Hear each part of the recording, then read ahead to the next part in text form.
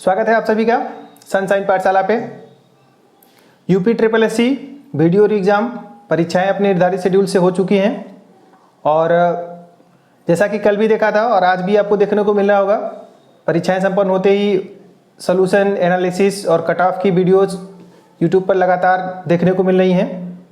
हर कोई अपने अपने दावे कर रहा है कि उनके पढ़ाए हुए क्वेश्चंस आए हैं, डायरेक्ट उनके पेड कोर्स से या जो भी उनके वीडियो कोर्स हैं वहाँ से क्वेश्चंस पूछे गए हैं। ये तो ऑब्वियस सी बात है, इतना अगर कोई पढ़ाएगा तो जो क्वेश्चंस बन रहे हो सिलेबस है उसी के बीच से आएगा, तो इसमें कुछ भी नया नहीं है।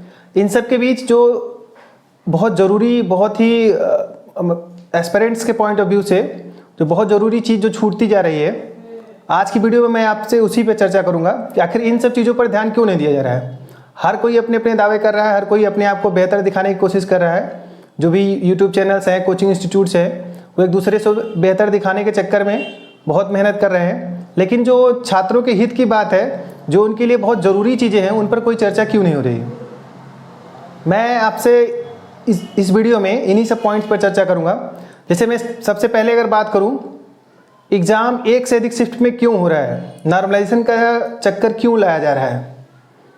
क्या इतने बड़े स्टेट में एक ऐसा अरेंजमेंट नहीं किया जा सकता कि परीक्षाएं जो हैं ऑफलाइन मोड में परीक्षाएं हो रही हैं और एक ही दिन में एक शिफ्ट में पेपर क्यों नहीं कराया जा सकता, एक से अधिक शिफ्ट में पेपर क्यों कराया जा रहा है, पहली चीज़।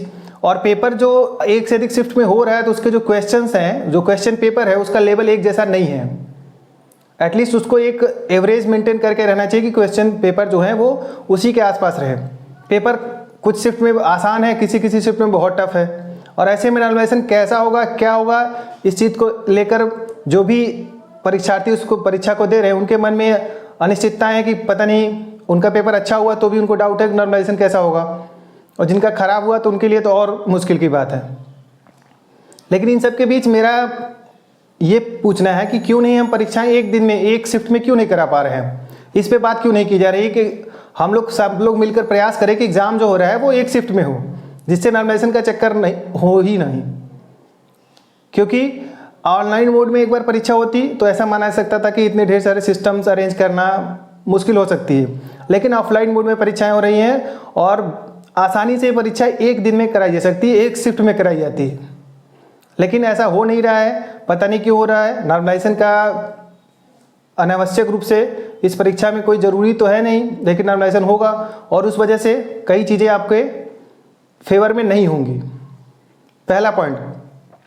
दूसरा पॉइंट बहुत ज़रूरी, एग्ज़ाम सेंटर्स इतने दूर क्यों बनाए जा रहे हैं। अगर आपको एग्ज़ाम सेंटर्स सेम डिस्ट्रिक्ट में नहीं देना, अगल बगल के डिस्ट्रिक्ट में दीजिए जहाँ पे परीक्षार्थी आसानी से पहुँच सके। कल के फीडबैक पे बेसिस पे मुझे पता चला कि बहुत से लड़के 200-200, 300-300 किलोमीटर ट्रैवल करके अपना एग्ज़ाम देने आए हैं। आप लोग को ये चीज़ समझनी चाहिए कि जो परीक्षार्थी है उसको कितना परेशान होना पड़ता है एग्ज़ाम सेंटर पर पहुंचने के लिए। इस चीज़ पर कोई चर्चा नहीं होती। हम सभी को मिलकर आयोग पे इस चीज़ के लिए थोड़ा सा दबाव बनाना होगा कि क्यों नहीं एग्ज़ाम सेंटर्स आसपास रखे जाते हैं, दूसरे डिस्ट्रिक्ट्स में दे दिया जाए या कुछ जो आसपास के डिस्ट्रिक्ट्स हैं उनमें ही रखा जाए, जिससे परीक्षार्थियों के लिए थोड़ी सहूलियत हो। इतना ट्रैवल करना उनके लिए रिस्की भी होता है और परेशानी तो जो होती है वो तो है ही। तीसरा पॉइंट बहुत ज़रूरी और जो कि अभी आपको देखने को मिल रहा है कि लगातार परीक्षाएं नकल का शिकार हो रही हैं। 2018 की जो वीडियो एग्ज़ाम की परीक्षा जो भी कल और आज में संपन्न हुई है, आप सभी जान रहे होंगे कि धांधली और नकल की वजह से ये री एग्ज़ाम इसका हुआ है, और दुर्भाग्य देखिए कि फिर से इसमें नकल की सूचनाएं आपको मिल रही हैं। न्यूज़पेपर्स में, न्यूज़ चैनल्स पे भी ये चीज़ चल रही है, और आज के पेपर में ऐसा सुनने में आया कि 14 लोग डिवाइस लगाकर, कान में ब्लूटूथ डिवाइस लगाकर परीक्षाएं दे रहे थे। ये तो सिर्फ जो पता चला वो हम जान रहे हैं, हो सकता है कि इससे भी बड़े पैमाने पर इसमें धांधली चल रही हो। तो बार बार बड़े बड़े दावे तो किए जा रहे हैं, लेकिन परीक्षाएं नकल विहीन या अच्छे तरीके से क्यों नहीं कराई जा रही हैं, इस पर कोई चर्चा नहीं हो रही। इस पर हम लोग कोई प्रयास कर ही नहीं रहे हैं कि हमारे यहाँ जो पेपर हो रहे हैं, जो एग्ज़ाम हो रहे हैं, बार बार एग्ज़ाम, आप ये समझिए कि 2018 का पेपर री एग्ज़ाम हो रहा है 2023 में। कितने साल निकल गए, उसके बावजूद इतने दिन बर्बाद हो गए बच्चों के, उससे कोई लेना देना नहीं है। एटलीस्ट आपने परीक्षा दोबारा कराई, लेकिन फिर से परीक्षा जिस वजह से रद्द हुई थी वही घटनाएं फिर से देखने को मिल रही। तो ऐसा क्यों हो रहा है, इस पर कोई चर्चा नहीं हो रही। इस पर जो बड़े बड़े यूट्यूबर्स हैं, जो बड़े कोचिंग इंस्टीट्यूट हैं, इस पर कोई कुछ नहीं बोला है। हर कोई जो चीज़ें जिनका रिलेवेंस इस टाइम नहीं है, अरे पेपर हो गया, अब उसमें कट ऑफ एनालिसिस बहुत ज़्यादा उसका मतलब नहीं है। वो तो जिन्होंने एग्ज़ाम दिया है उनको पता है कैसा पेपर था, क्या रिजल्ट होगा, वो तो थोड़े दिन में सबके सामने होगा। लेकिन जो परीक्षाएं होती है उसमें बार बार जो चीज़ें देखने को मिल रही हैं, उस पर क्यों कोई बात नहीं कर रहा है। इस चीज़ पर हम सभी को, हमको, आपको, सबको मिलकर सोचना होगा। इसके बारे में कुछ हमें बेहतर करना होगा। और सबसे बड़ी बात, चौथा पॉइंट जो है कि एग्ज़ाम में पारदर्शिता नहीं है। नकल के अलावा एग्ज़ाम में जो कैंडिडेट्स बैठते हैं उनके मार्क्स डिक्लेयर नहीं किए जाते। क्यों नहीं किए जाते, इसके बारे में पता नहीं कौन सी गोपनीयता का हर बार UPSSC जो है गोपनीयता का कुछ कारण बता के एग्ज़ाम के मार्क्स को डिक्लेयर नहीं करती। बाकी सारे एग्ज़ाम में मार्क्स डिक्लेयर किए जाते हैं। छात्र सभी जो एस्पिरेंट्स होते हैं, जो भी इसमें कैंडिडेट्स होते हैं, उनको अपने मार्क्स पता चल जाते हैं। एटलीस्ट उनको ये तो पता चले उन्होंने कितना स्कोर किया, कट ऑफ क्या था, कहाँ पे उनकी कमी रह गई, ये सब चीज़ें पता तो चलनी चाहिए। इन सब पे कोई बातचीत नहीं हो रही कि हम क्यों नहीं इस पे बात करें। हम लोग सब लोग मिलकर प्रयास करें कि जो परीक्षाएं होती हैं आयोग की तरफ से उनके मार्क्स जारी किए जाए। कट ऑफ तो मान लिया आती है, लेकिन मार्क्स कैंडिडेट्स के, इंडिविजुअल कैंडिडेट्स के जो मार्क्स होते हैं वो भी पता चले कि किस कैंडिडेट को कितना मार्क्स मिले। ये चारों पॉइंट्स बहुत ज़रूरी है, लेकिन इस पर कोई चर्चा नहीं हो रही है। और नहीं होने की वजह से ही लगातार ऐसी चीज़ें हो रही हैं।